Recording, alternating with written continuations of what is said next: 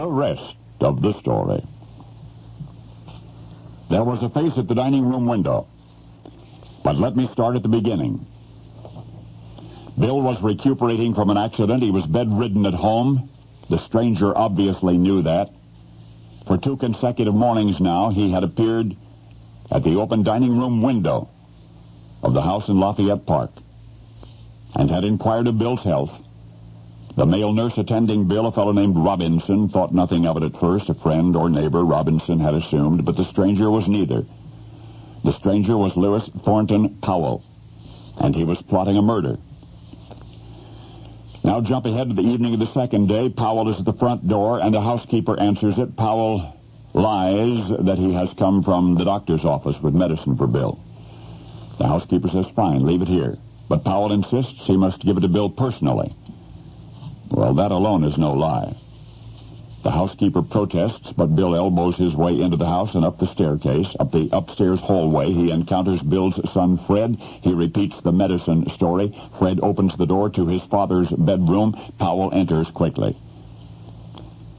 And then suddenly, without warning, Powell wheels about, produces a revolver, and pistol whips Fred into unconsciousness.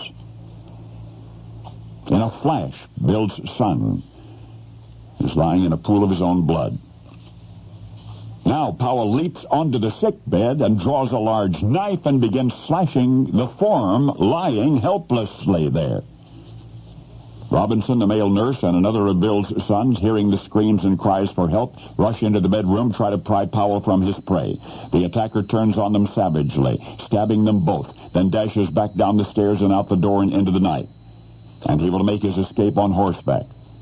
When authorities find the animal the next morning, riderless and exhausted, he is still sweating so profusely that a puddle of perspiration has formed beneath him.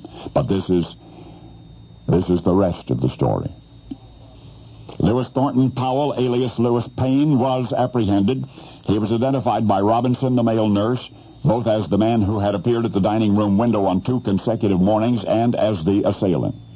He was tried. 3 months later, he was hanged, even though, as a murderer, Lewis Powell had failed.